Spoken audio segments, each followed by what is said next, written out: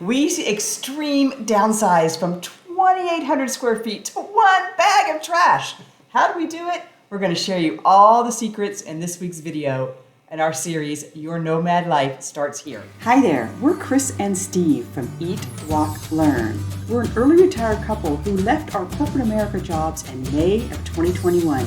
We sold everything, including our home in Denver, Colorado, and all the things in it, plus our cars, just so that we could travel the world full time. Everything that was left we put into our 2 carry-on suitcases so we can travel lightly around the world. Would you please take a moment to subscribe and like? We share our tips from our nomad life, take reposition cruises to get from continent to continent, and we enjoy gorgeous hikes in beautiful places around the world. We also try to eat vegan as often as we can. We hope you'll enjoy reading one of our latest books, including 50 Hikes in 50 States, or our bestseller, 2 Carry-ons and a Plan. You can pick them up on Amazon next time you're there. Please follow us on social so you can join us every Sunday at 5 p.m. Eastern. Thank you so much for sharing our adventure with us. Where are we?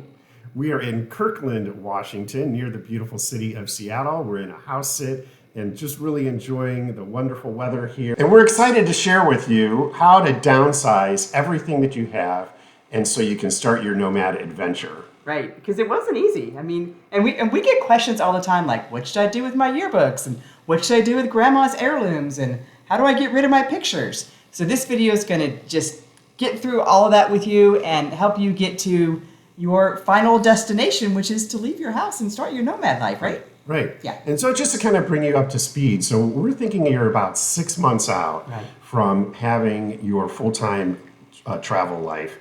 And you got to start, really getting down to decisions on what to do with your stuff and what to do with your things. Now, in our case, by this point, we had already had our kids had come through and gone through our house, and we've given them some heirlooms. We've given them photographs. One of those things that's really important is digitizing all of your photos. Right. Those are things that can be done well in advance of your departure date. Right, and up to this point, and if you've been following in our series, our Nomad Adventure Starts Here series, you've taken care of all your important papers. You've had all the difficult conversations with your friends and family. You've decided what you're going to do with your house. Are you going to rent it or are you going to sell it? And you maybe even have started planning maybe you booked your flights or you've booked your cruise or whatever it is that's going to get you out of your house and away on your nomad life. And now you're at this decision point about your stuff. And the decision point you have to make now, maybe you've already made it, but if you haven't made it by 6 months out, you're going to be in a world of hurt pretty soon. But the decision point is, what are you doing with your stuff? And what are you leaving with? So you're going to leave with your suitcases. Hopefully you have your 2 carry-on suitcases like we've done. Little plug to my book, 2 carry-on suitcases and a Plan. This book is all about exactly what we're talking about here. How to get ready to leave for your nomad life. It's a #1 bestseller on Amazon. People call it the Nomad Bible. If you have full-time travel in your life, get the book. Everything we talk about is written out, and there's worksheets and everything in the book. So grab a copy of that. Also, we duplicate a lot of that information on the website at eatwalklearn.com, and in our Facebook group, Nomad Life, Eat, Walk, Learn, we talk about all these things. So if you have questions or concerns or your situation is different than ours, bring those to the Facebook group and we'll talk about it there. Anyway, at this point, your decision is basically, do you need a storage unit or not? Yeah. That's kind of where you are, right? And I just want to put everything in storage, right? Because I'm going to need it. Because right? that's probably the #1 thing that keeps people from actually leaving for their nomad life is what to do with all their stuff. And they say things like, I can't get rid of it, or I don't want to put it in storage, or they're not just emotionally ready to get rid of it. But if you make the decision to put it in storage, now for us, we decided we didn't want a storage. And what were some of the reasons that we didn't want a storage? Well,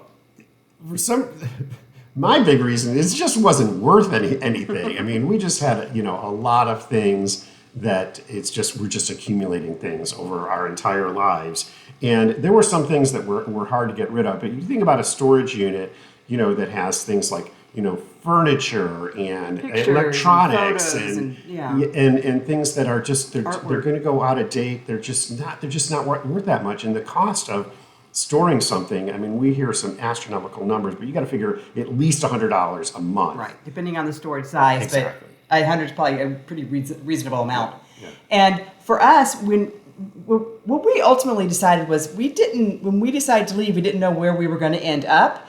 And even if we put a storage unit in Denver where we were, we knew we probably weren't going to end up in Denver, and we knew we were probably going to end up somewhere else. So sometime in the future, we were going to have to pay to move all the stuff that was in storage. So not only were we going to have 1, 2, 3, 4, 5, 6 years of storage cost, plus insurance for the storage cost, plus worrying about the storage, and then we hear nightmares of people saying, "Oh, the storage unit closed," or "We have to move the stuff because there was a flood," or whatever.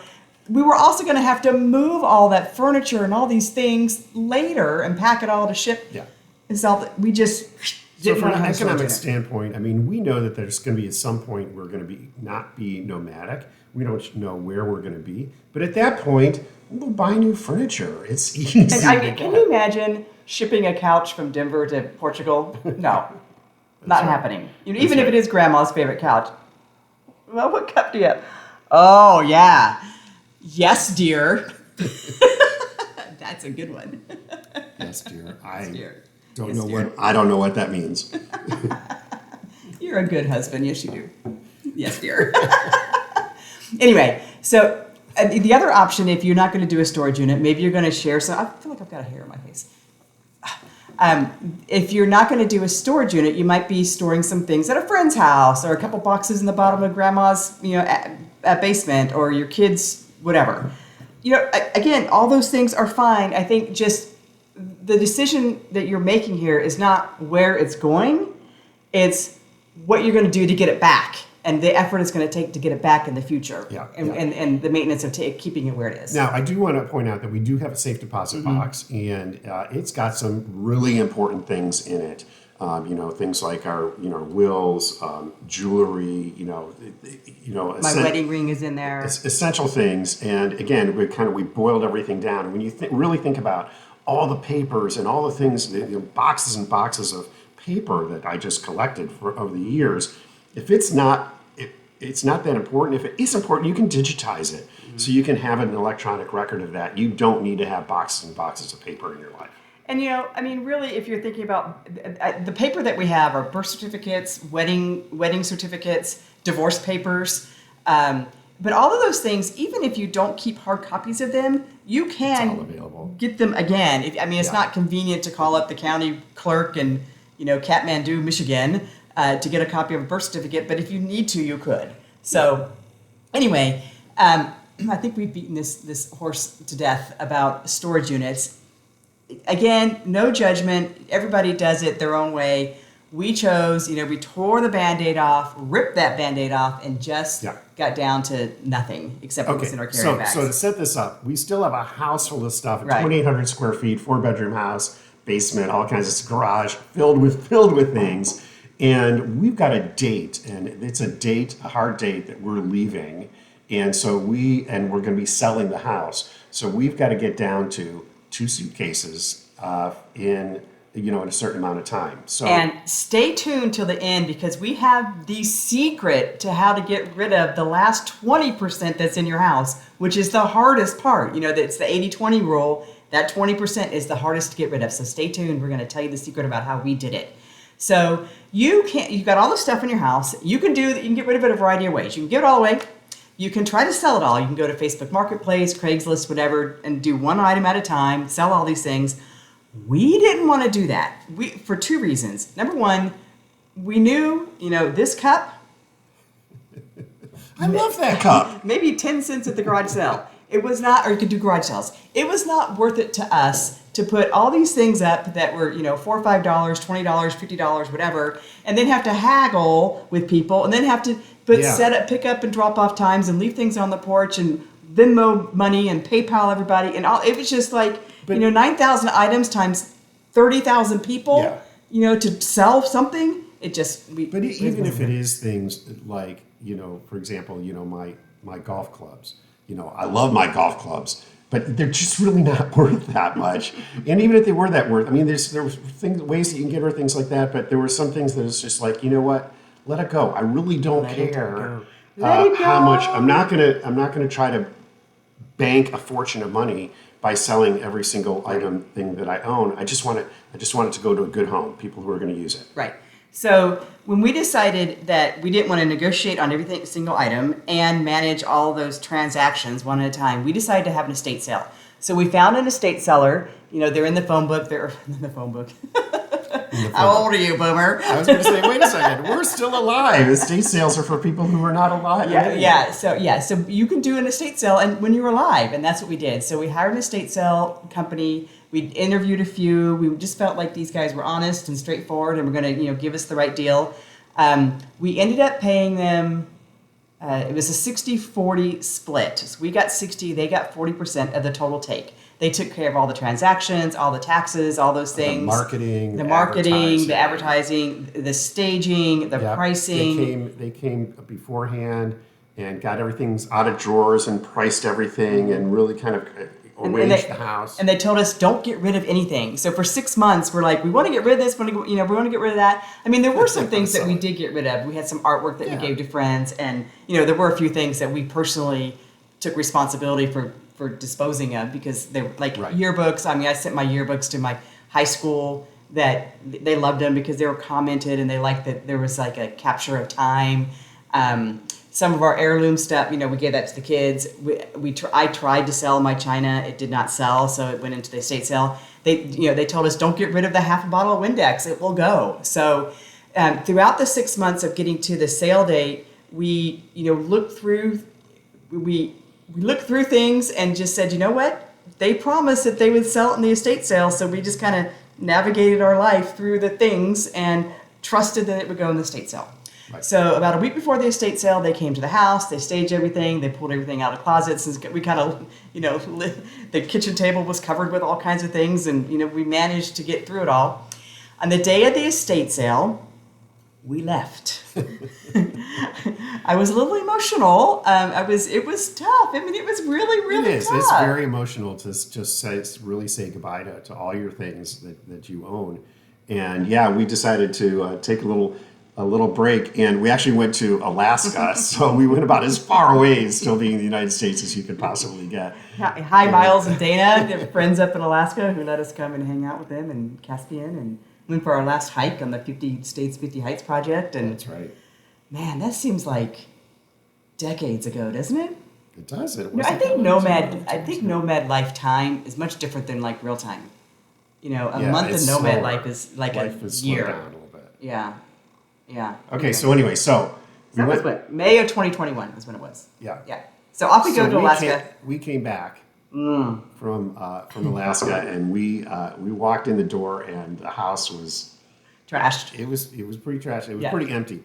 I think we still had about 30% left in the house, and I think the reason is that so a lot of the major furniture was gone, but there was still just clutter.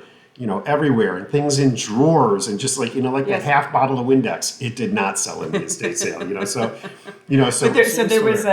There was a good chair, but it was kind of dirty because it had been the dog chair, so nobody took that. There was still some camping gear that was left. I mean, it's funny, in Denver, you'd think people would want camping gear. They just don't want used camping gear.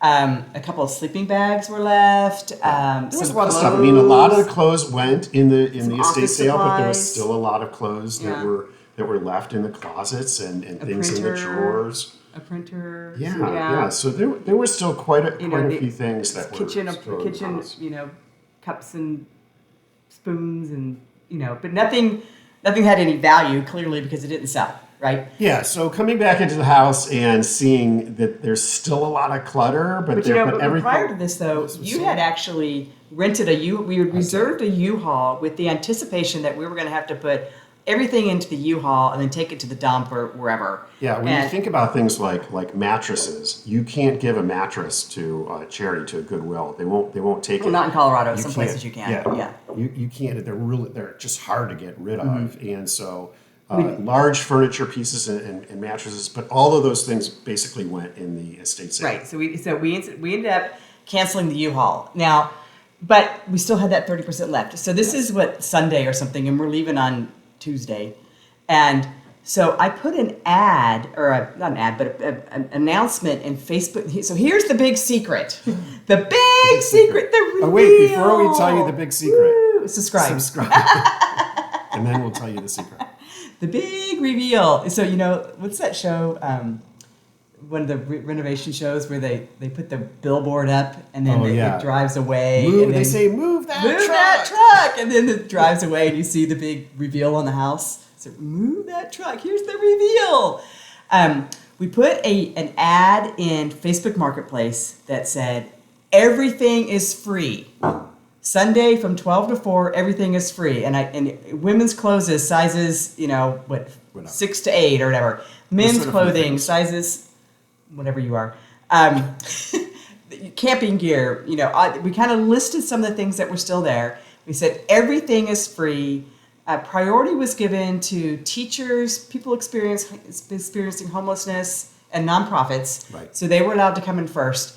Anyway, we started getting all these text messages on Facebook. Is it really all free? Is it really all free? Really, really? Yes, it's really free. So by 11:30, people started lining up. We had a 3-story house with the basement. We put one person on each floor, and then we open the door and we let the first 5 or 10 people come in. And we gave them 10 minutes to go through the house and grab whatever they wanted. And so the teachers came in, the nonprofits came in. We asked people, are you here it was collecting just for homeless? Yes. We didn't look at people's identification. Although people brought it. Teacher certificates and things. Anyway, we let them in. They came through. They had 10 minutes. They grabbed whatever they wanted. Then the next 10 people came through, and the next 10 people came through. An hour and a half. We managed all those people. It was from 12 to 4. I think by 1:30, the entire house was done. There was nothing left. They took nothing. That half bottle of Windex. They went through the drawers, pulled out things. The staples and the paper clips in the back of the kitchen drawer, gone. It was the amazing. Chair with the broken leg. What people took. Hangers. Hangers. Yeah. Anyway, so we bagged up one bag of trash, and not even a big bag, just a kitchen, the 10-gallon kitchen bag or 20-gallon kitchen bag of trash, and put it out on the curb, and we're done. And we next day the trash came, we locked the door, and off we went on our big nomad life. It was a great way to help people that were in need, and it was so easy. We didn't have to do anything in the house from between the estate sale and the everything free sale the next day. And then the cleaners came and cleaned the house afterwards, and sweeping up, and we're done. So that's the big reveal, the big secret on how to get rid of your stuff. So we make it sound easy. It really was. It was really kind of easy because we had 2 major events, the estate sale and the everything is free sale, and it was done. And when it was all over, I don't remember how much money we ended up with. It was not a lot.